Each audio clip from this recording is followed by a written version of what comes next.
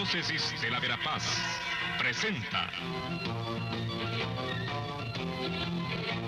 El Pueblo de Dios, el pueblo de la esperanza. Estimados amigos, una vez más tenemos el gusto de entrar en sus hogares a través de este programa, con el mensaje de crecimiento espiritual y familiar.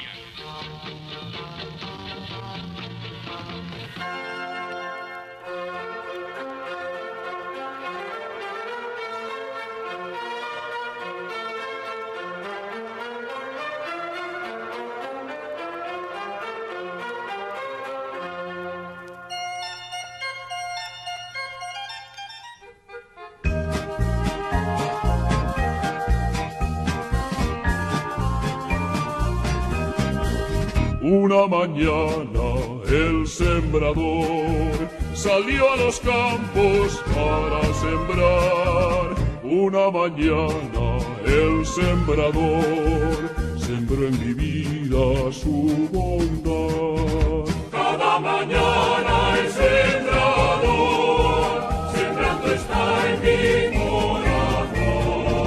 Cada mañana el sembrador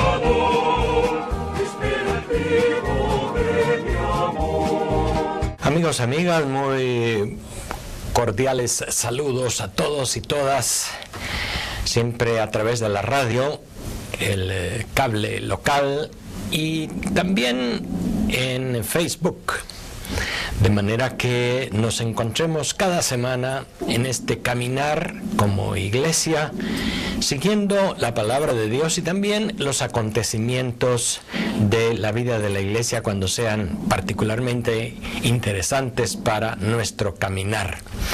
Estamos ahora ya de nuevo en el tiempo ordinario después de las solemnidades de los domingos pasados, y el domingo pasado y este han sido de tiempo ordinario. Y en los meses siguientes, en los domingos siguientes, vamos a retornar a la lectura del Evangelio de San Mateo, que es el Evangelio, digamos, que se va leyendo los domingos en este ciclo A de las lecturas, el año 2014. El Evangelio de San Mateo lo retomamos ahora en el capítulo 13. El domingo pasado se vio una parte del 11, ahora vamos al 13 y seguimos entonces de aquí en adelante en una sección del Evangelio de San Mateo que es denominada el discurso en parábolas. Sabemos que San Mateo organiza todos los materiales de su Evangelio alrededor de 5 grandes discursos. Los evangelistas han tomado, pues todos sabemos, los materiales, algunos escritos, algunas colecciones de enseñanzas de Jesús o sobre todo tradiciones orales. Eso lo han arreglado de acuerdo a las circunstancias concretas de su propia comunidad, de acuerdo a las inquietudes, a las interrogantes de los oyentes del mensaje y también según el genio propio de cada uno de los evangelistas. Y por eso encontramos diferencias en la composición de los 4 evangelios. San Mateo, pues, ha hecho 5 grandes discursos. El primero se le llama el discurso misionero, y ahora vamos a entrar en el discurso eclesial, en el discurso en parábolas. Es un discurso en el cual San Mateo ha reunido 7 parábolas y se irán leyendo algunas estos días y otras pues no se leen en el domingo, sino en otros días de la liturgia. Estas parábolas de Jesús que giran en torno a la explicación de lo que es el reino de Dios. Ahí nos situamos pues en todo este capítulo 13, el discurso en parábolas.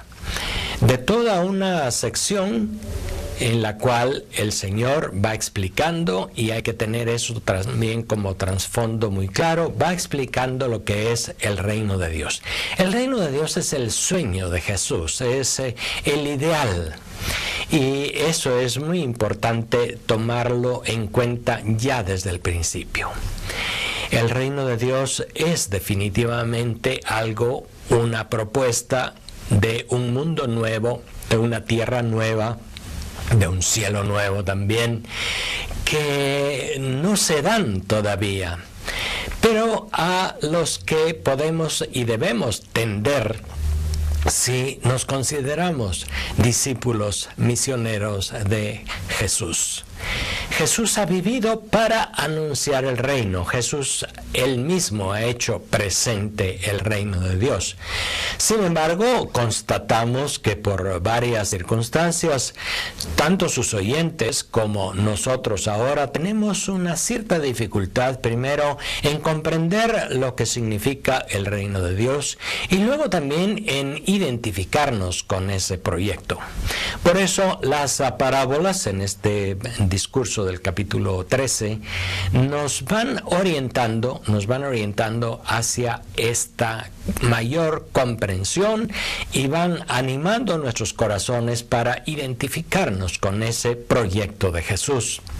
Fíjense ustedes que el reino de Dios es una realidad que precisamente porque nos lanza hacia el futuro y porque nos hace soñar en un mundo ideal, tiene sus dificultades. El reino de Dios está sujeto a una serie de contradicciones, a una serie de dificultades en medio del mundo, y precisamente por eso necesita que uno comprenda bien en dónde está el reino de Dios y comprenda qué es el reino de Dios, y luego también se identifique con el proyecto para no desanimarse a las primeras dificultades y a las primeras contradicciones. Son dos cosas que es muy importante tener ya en cuenta desde el principio cuando hablamos del reino de Dios. La primera, se trata de una utopía, se trata de un ideal. Utopía, eso viene del griego que significa eso no se da en ningún lugar. Utopos, ningún lugar. Ese es el origen de esa palabra. Y por lo tanto, eso todavía no se da plenamente. Nadie ha visto la plenitud del reino de Dios. El reino de Dios es lo mejor que nosotros podamos soñar. Fíjense ustedes que incluso sin haber leído toda la Biblia, los evangelios, o sin haber tenido mucha reflexión al respecto, sin haber leído el libro de la utopía de Tomás Moro ni ninguna otra cosa, uno, por sentido común, podemos decir, tiene sueños de lo que debería ser la realidad personal, humana, social, eclesial, religiosa. ¿Quién no sueña con un mundo completamente diferente? Un mundo en donde no haya desigualdades ni exclusión.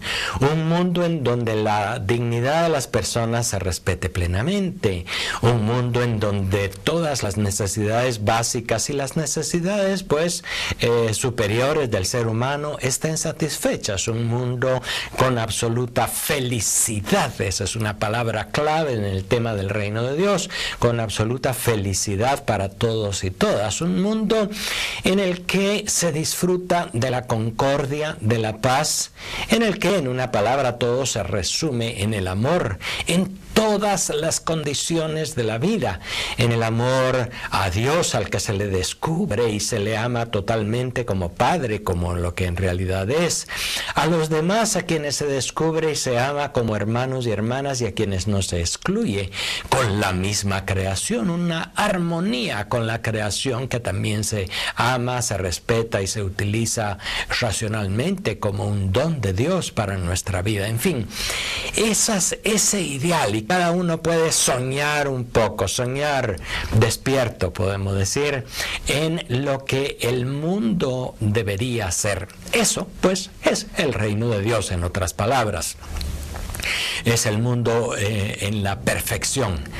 Y eso es importante siempre tenerlo en cuenta. Hay quienes pretenden que el reino de Dios pues se realice ya a través de un proyecto o alguna otra cosa determinada.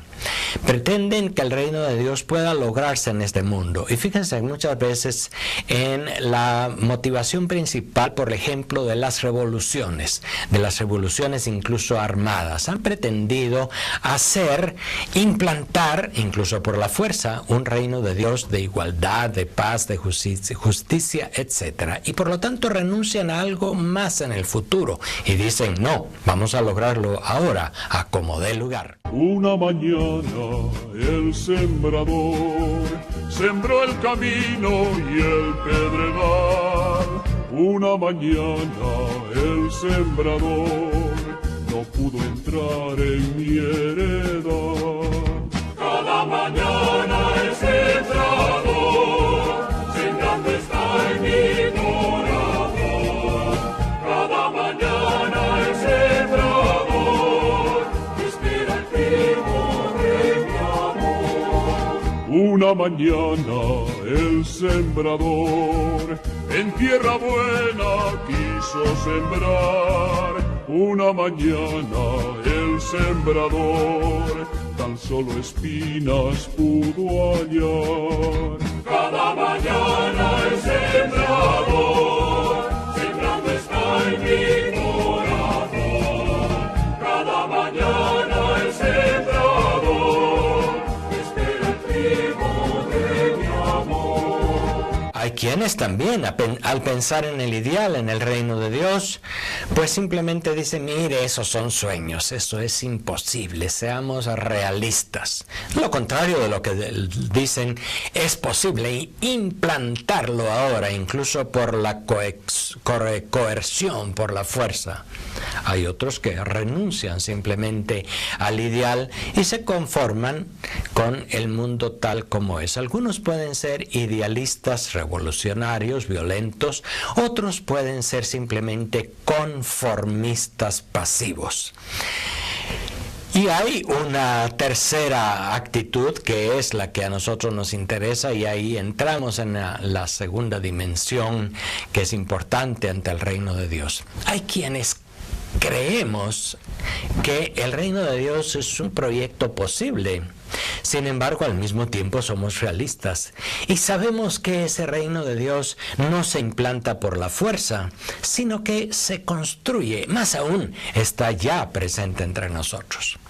Cuando consideramos estas dos cosas, primero el ideal y segundo, la comprensión correcta, la comprensión cristiana de ese ideal o de esa utopía, podemos entender mucho mejor la parábola que hoy se nos ofrece. Les decía que estamos en el discurso de parábolas, capítulo 13 del Evangelio de Mateo, que está orientado precisamente a hacernos comprender esta realidad del reino de Dios. No siempre fácil, pero podemos decir que por ahí va la cosa. Un ideal, el ideal de Jesús, el ideal que Él propuso, el ideal que encontramos en las mejores páginas del Antiguo Testamento, el ideal que encontramos también en personajes importantes de la historia de las religiones, en personajes soñadores y creativos de la historia de la humanidad. El ideal de lo que debería ser la humanidad, la relación con los demás, la relación con Dios, etc. En primer lugar, entonces, darse cuenta del ideal. Y en segundo lugar, comprender que ese ideal no se logra por nuestras propias fuerzas. Ahí hay algo fundamental en el mensaje del reino de Dios. Fíjense que es Él el que siembra, es Él el que ha de hacer crecer las plantitas, es Él el sembrador. En esta parábola del sembrador que encontramos al inicio del capítulo 13, y será bueno leerla completa, reflexionarla, se nos habla en primer lugar de Dios como sembrador. Dios no está allí como el Todopoderoso que implanta el reino de Dios. Dios no está como el juez que va a condenar a unos y salvar a otros para implantar el reino de Dios. Y Dios no está tampoco como el que está lejos de la historia, absolutamente desentendido de lo que pasa en este mundo. Dios no es el todopoderoso, Dios no es el juez implacable, Dios no es el ser que es absolutamente otro, pero que está lejos de la historia. No, Dios en esta parábola de Jesús es el sembrador. ¿Por qué? Porque Jesús mismo es el sembrador, es Dios mismo el sembrador, que ha sembrado ya en el mundo la semilla de su palabra, que la viene sembrando en el corazón de los seres humanos a lo largo de toda la historia de la humanidad. Es Dios el que ha puesto estos ideales hermosos, bellos en el corazón de cada persona.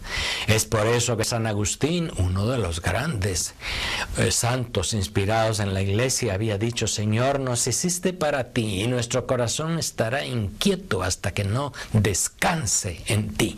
Es decir, nuestro corazón está lleno de ideales, de sueños, de anhelos, de cosas que Dios ha puesto en nuestro corazón para que deseemos el bien más grande. En primer lugar, estamos allí. Dios es el que ha sembrado en el corazón de la humanidad los deseos de un mundo mejor, los deseos de una vida mejor, y eso en todos los niveles. Y es bueno preguntarnos entonces también ahí nosotros cómo consideramos esto. Dios es el que lo ha sembrado, es un don de Dios, el inicio de ese ideal. No hay que renunciar a ese ideal. Es el ideal de Jesús, es el sueño de Dios sobre nuestra propia existencia, sobre nuestra vida. Podemos decir, ese es el proyecto de Dios, que seamos felices, que vivamos en armonía, que vivamos en paz con Dios, con los demás, con la misma conciencia. Y no hay que renunciar a ese ideal. Pero la segunda parte, hay que ser realista. ¿Por qué? Porque estamos en medio de un mundo en el cual nosotros mismos no siempre escuchamos el ideal, sino nos dejamos llevar por la violencia, por los afanes de la vida, por las preocupaciones y por tantas cosas que tal vez nosotros no hemos provocado, pero que perturban nuestra paz y nuestra conciencia y que están alrededor, están en el mundo. Es por eso que la parábola del sembrador, que va sembrando una semilla, pero esta semilla cae una parte en tierra buena, otra parte cae entre espinas, entre arena, entre piedras, entre matorrales que le ahogan, etc. Es también para decir, miren, en el mundo, en el corazón de cada hombre y mujer está este ideal del reino de Dios sembrado, y más aún en los cristianos, que muy claramente lo hemos comprendido como el proyecto de Jesús. Sin embargo, esta realidad, esta semilla que está en principio allí, también está sometida a muchos peligros y dificultades. Eso lo entendían muy bien los oyentes de Jesús, que en su mayoría eran campesinos de aquellas tierras de Judea y Galilea. En Galilea había algunas buenas tierras fértiles en las márgenes del río Jordán, pero luego el resto de la tierra era bastante árida, muy pedregosa, muy arenosa. Y ellos sabían muy bien que sembrar era cosa difícil, que sembraban mucho, que las cosechas eran pobres y que encima esas cosechas tenían que entregarlas porque estaban sometidos a grandes impuestos. La pobreza de las cosechas, la pobreza de las personas era grande. Ellos lo sabían las circunstancias sociales injustas a las que estaban sometidos. Aquel ideal de un pueblo feliz, de un pueblo realizado, de un pueblo libre, no era el pan de cada día, ni en Judea ni en Galilea. Cada día vivían la ocupación de los romanos, cada día vivían el agobio de los impuestos y del costo reto de la vida. Cada día vivían las dificultades para superar la enfermedad, el hambre. Cada día sufrían la violencia que venía del Imperio Romano y también la violencia que existía por la delincuencia que también sucedía en aquel tiempo. El ideal, por lo tanto, se veía sometido a muchas dificultades. Pero allí vamos a la tercera parte, que es muy, muy importante también cuando pensamos en el reino de Dios. Primera, no olvidar el ideal. Segundo, con realismo, porque sabemos que este ideal se ha sembrado en medio de dificultades. Y tercero, con una carga de esperanza increíble. Allí está la tercera parte, y podemos decir que eso es lo que caracteriza verdaderamente al cristiano. Eso es lo que hace al cristiano no simplemente ser un soñador idealista. Eso es lo que le diferencia del que tiene ideales, pero quiere imponerlos por la fuerza y luego, pues, por lo tanto, se desanima, se desencanta de que la violencia y las revoluciones no responden a sus ideales. El auténtico discípulo de Jesús que se encamina por ese proyecto del reino de Dios está motivado por la virtud de la esperanza. Una mañana el sembrador en cada grano quien quiere hallar. Una mañana el sembrador sembró en mi vida con afán. Cada mañana el sembrador sembrando está en mi corazón. Cada mañana el sembrador espera el trigo de mi amor. Y la esperanza es justamente esta actitud, esta cualidad del cristiano, que por otra parte es una virtud teologal, decimos, que no es meramente un idealismo, sino que es profundamente realista, pero es capaz de reconocer que el reino de Dios ya está sembrado en este mundo. De lo contrario, la acción, la vida, la muerte y la resurrección de Jesús hubiesen sido inútiles, vanas, hubiesen sido un fracaso. Jesús sembró el reino de Dios como una semilla que tiene su propia dinámica y que tiene su propia potencia, y de hecho que va creciendo en medio de este mundo. Esa debería ser una convicción profunda del cristiano, del discípulo de Jesús.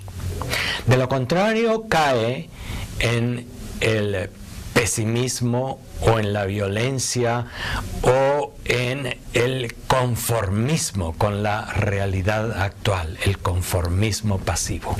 Y el cristiano no es así. El cristiano sigue creyendo que es posible un mundo mejor, un mundo diferente, a pesar de todo.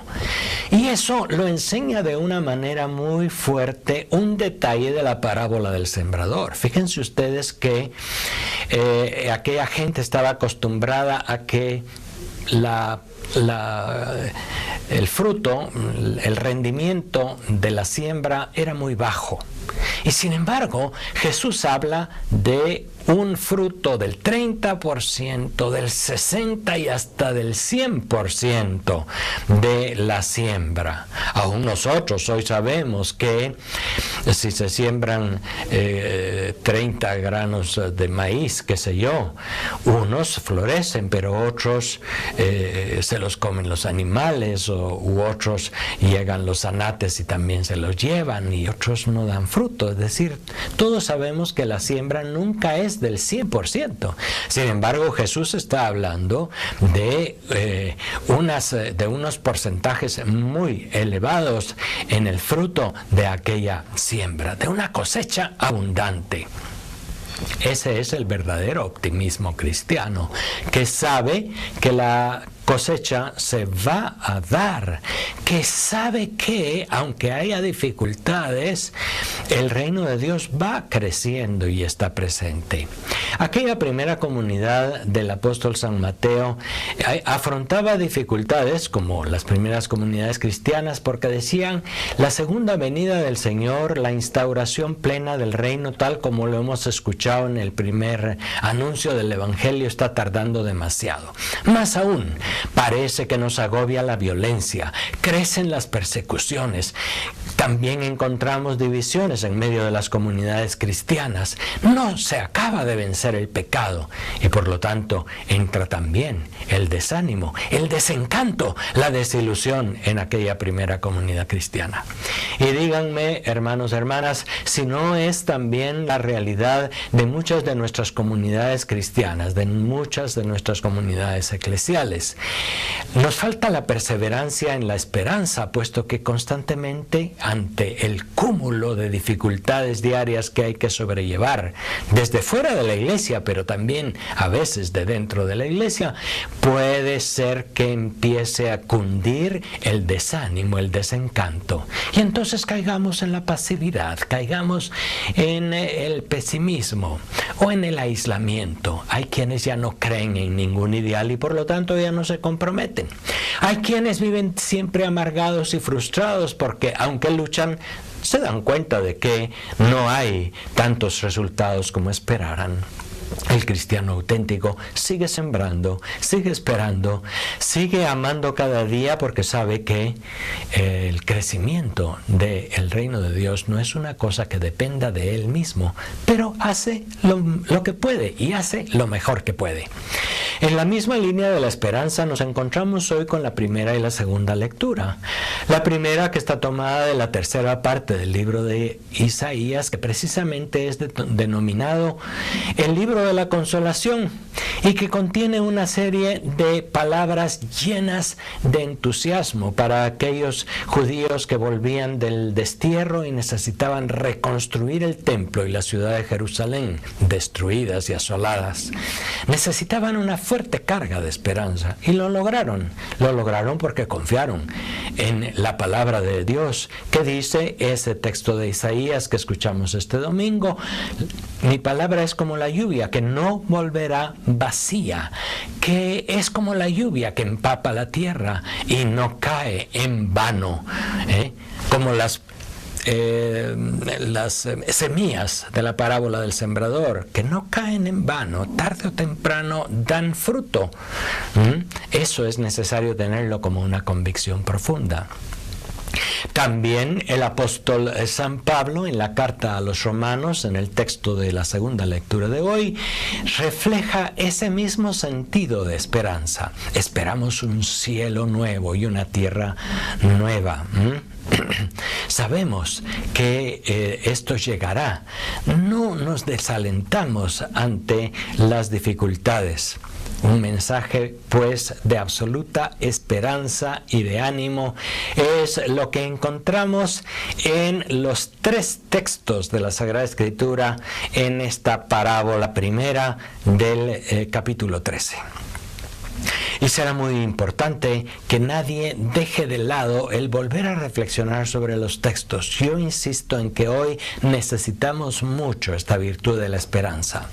La carga diaria de dificultades que afronta el país y el mundo es grande. Y más aún, yo no creo que sea simplemente porque las dificultades en la humanidad hayan avanzado más, sino creo que es también porque los medios de comunicación nos hacen saber con más facilidad y con más inmediatez muchas cosas y nos van reflejando también tantas dificultades.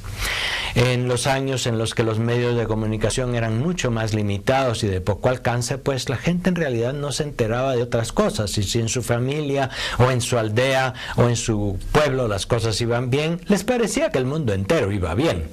Hoy estamos al tanto de tantas esas dificultades. Y hoy parece que se lavan los trapos sucios de los gobiernos e incluso de las iglesias y de la sociedad y de las familias, no solamente en las casas, sino que se lavan en los medios de comunicación. Y se va comunicando entonces también una serie de cosas que son ciertas, pero que, ojo, pueden desviarnos de la auténtica visión cristiana de la vida. Y es necesario que el cristiano sea capaz de ver dónde está el reino de Dios, dónde encuentra signos de compasión, gestos concretos de responsabilidad, gestos concretos de alegría, de amor, de solidaridad, de respeto a la dignidad humana y a la vida, de respeto a la creación, de cuidado del medio ambiente. Si uno tiene los ojos de la fe y de la esperanza bien abiertos, será capaz de reconocer todas esas pequeñas semillas del reino al lado de las grandes dificultades. Dentro de 8 días nos tocará reflexionar sobre otra parábola, la del trigo y la cizaña, que irá justamente en esta misma línea. Gracias por su atención. Feliz semana.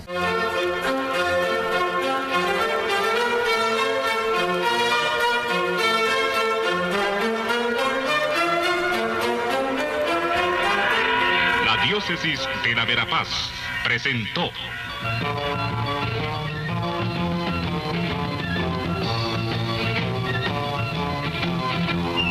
El pueblo de Dios, el pueblo de la esperanza.